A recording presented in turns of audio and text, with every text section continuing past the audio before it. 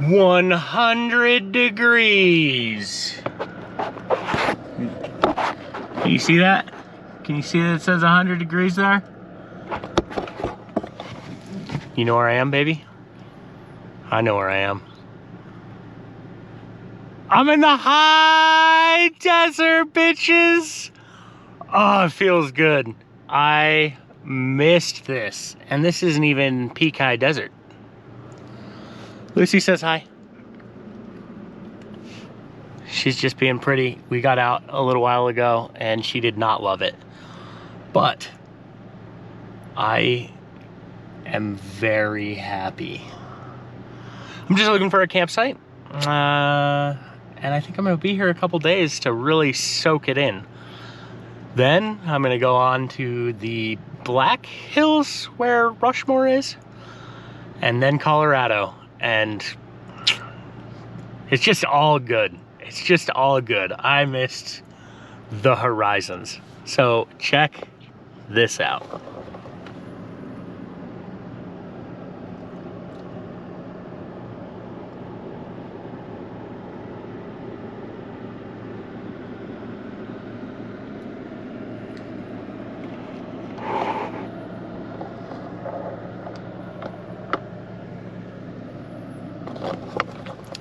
Few trees out there, but I'm not hemmed in by foliage, which I can't tell you how much I love that.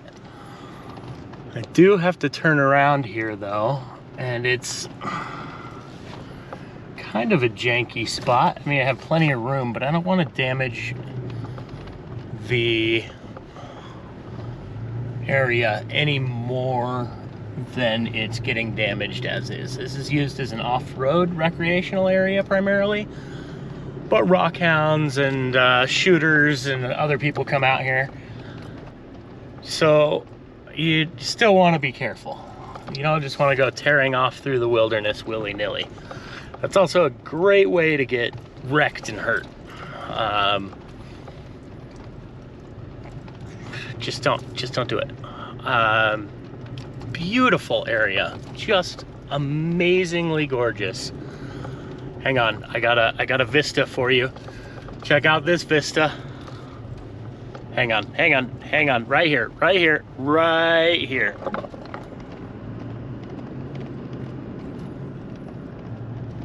We are just outside of Badlands National Park. I think I told you that.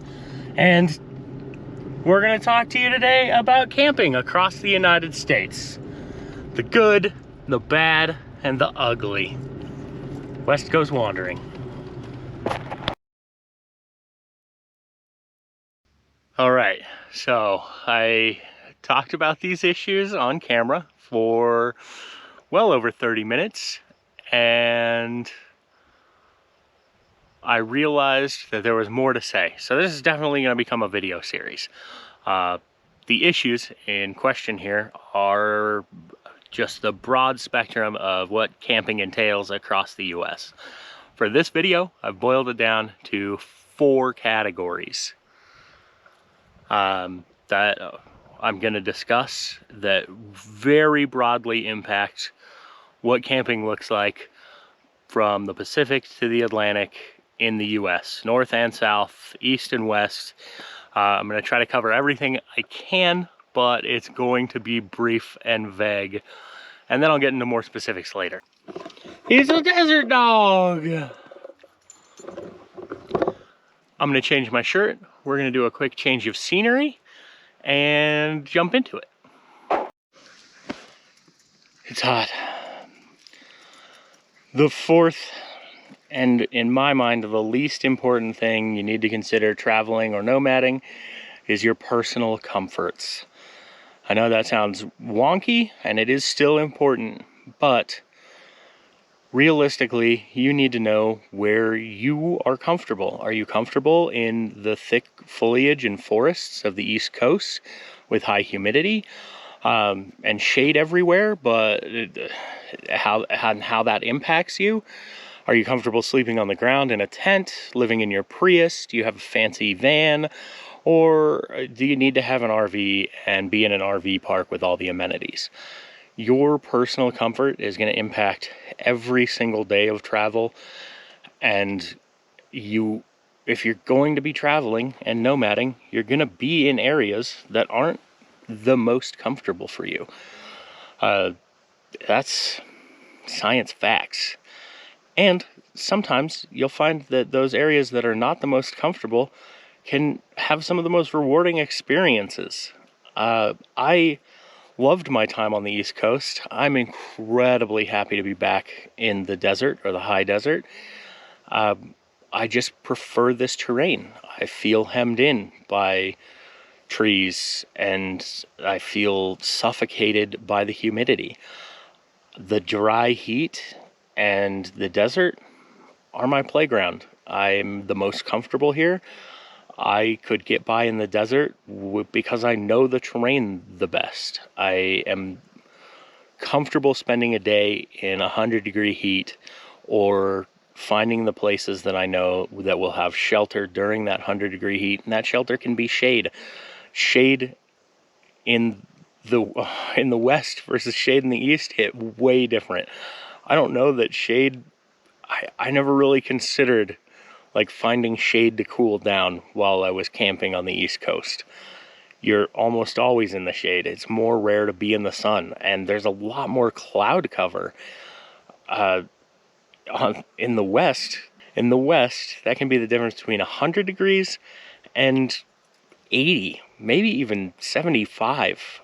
You can be relatively comfortable on a hot day where it's not humid in the shade. I know because I've done it and I love it. The third biggest concern traveling and living in the world is elevation. How high or how low are you going to be? It can kick the shit out of you. I don't care how in shape you are or how good you feel all the time. Elevation impacts your quality of life in a big way. If you live at sea level and you are traveling and having a prolonged camping experience or nomad experience at higher elevations, you are going to feel drained. And you might not even be able to put your finger on it. And that's not to mention if you get elevation sickness, which is horrible. But I have seen elevation kick the butts of people that were in great shape, while those who were just more acclimated to it did really well in comparison. It also impacts the terrain in the way that you're going to be climbing or descending while you hike, while you live, and while you exist. I'd say it's the third biggest concern for traveling. Oh, the shade. The number two biggest impact of traveling, living in the world, and being a nomad is, in my mind, population density. It changes everything that impacts you in a huge way that you don't think about. How far away is fuel? How far away is food? Where can I find emergency services in a pinch? It is a much more prevalent thing than people believe. On the East Coast, I think it's pretty hard to be more than 30 miles from a gas station, which will have all the necessities you need for life, not to mention how you're getting from point A to point B. On the West Coast, I've been 200 miles from gas at points, especially if you get really rural in Montana, Idaho, Nevada, Utah, or Arizona. You're a long way away from emergency help or just resupplying or the fundamentals of seeing another human being. And This also plays into the role of how expensive it's going to be to live in the wild. In my mind, it is a lot more expensive with higher population density. You have more people living in the wild, so the areas are more cultivated. There's less options for free camping.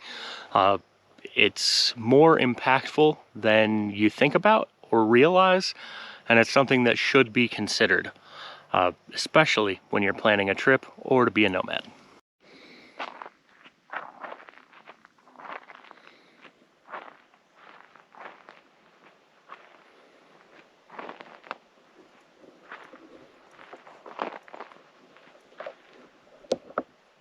The biggest concern that you should have when you're going outdoors, living outdoors, nomading, camping, or whatever it is you're doing is water. The water impacts everything. The terrain, the humidity, the abundance of plant and animal life. There is nothing that you do outdoors that is not greatly impacted or determined by the amount of water that place gets annually or in a more immediate fashion. I camp in the desert a lot. One of my biggest concerns is it going to rain? Rain in the desert can be very difficult to deal with. It can turn passable terrain into impassable terrain, and it only takes a little bit. In more humid and water prevalent areas, it's not as big a concern if it's going to rain, because the terrain is not impacted as much because it's affected by water more regularly, and the higher abundance of plant and animal life can absorb a lot of the impact of it. But in living outdoors and being outdoors in general, water is easily the single biggest thing that changes where, when, and how you're going to live on the road. So, considering those things, get out there. And if you have a specific question, shoot it to me, and hopefully I can cover it in the next few videos where I do a more in-depth comparison about the things you'll be dealing with on the road, east versus west coast, south versus north. South versus north is a smaller difference than east versus west, in my opinion, except for seasonally. But, spoiler alert, I guess we'll get to that in the next video. Stay tuned.